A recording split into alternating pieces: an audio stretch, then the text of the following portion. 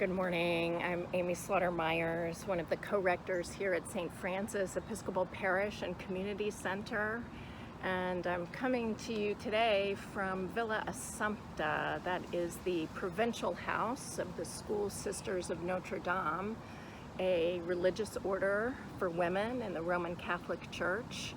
The provincial house is on the corner of Charles and Bologna, and you'll see that it has beautiful trees, including the one that I've propped my phone in to record this SSS. This was a tree that was planted 40 years ago in honor of a general superior of the religious order. The Order of the School Sisters of Notre Dame. These are women who have taken vows of poverty and chastity and obedience. And the villa is a place where they are fed and they are housed and they receive medical care for all the days of their life and enjoy this beautiful, beautiful property. Where I live, I encounter a lot of strangers who ask me for money.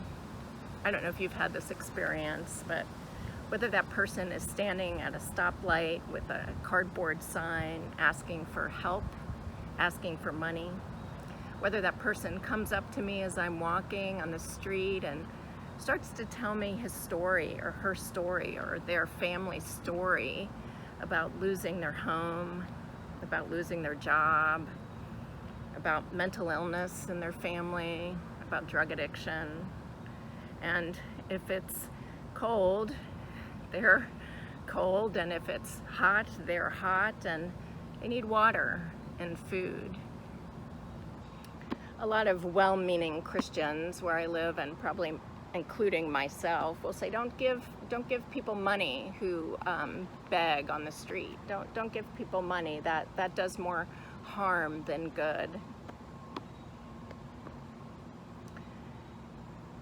St. Francis Episcopal Parish and Community Center, as you know, we take our name from Francis, a man who 800 years ago chose to give away all his wealth, to give away all his resources, to give away all his social status, and to follow Jesus in this particular way around living in poverty, around living in obedience to God, around living in chastity. And I think about that as I continue to read Matthew Desmond's book, Evicted. Desmond argues that eviction is the primary cause of poverty in our country. Eviction. And if you've been following along in this book, or even if you've been following along with my SSSs, or even if you've simply read the reading guide for faith communities, you know all the complex systems that impact on all of us that wind up forcing people into poverty, forcing them into displacement, forcing them out of their homes. It's not a choice. It's not a choice. It's not a choice.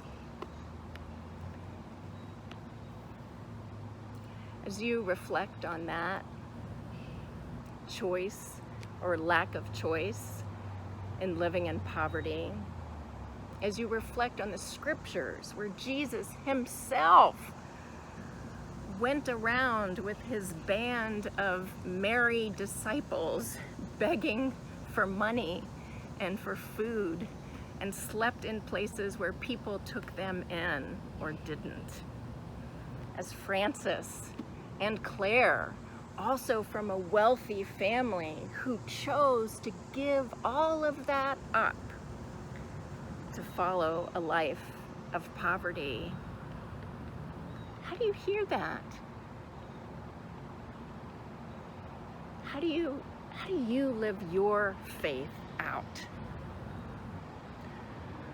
I can tell you, for me, I pay my mortgage. I stress every month about paying my mortgage. I haven't given my job away. I pay my taxes. I think each of us as individuals wrestle with that, the choices that we make individually. But what does this mean for St. Francis Episcopal Parish and Community Center? What are we called to do?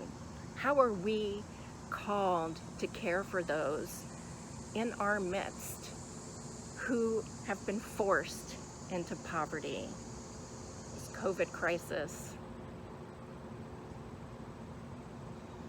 What are we called to do next? Amen.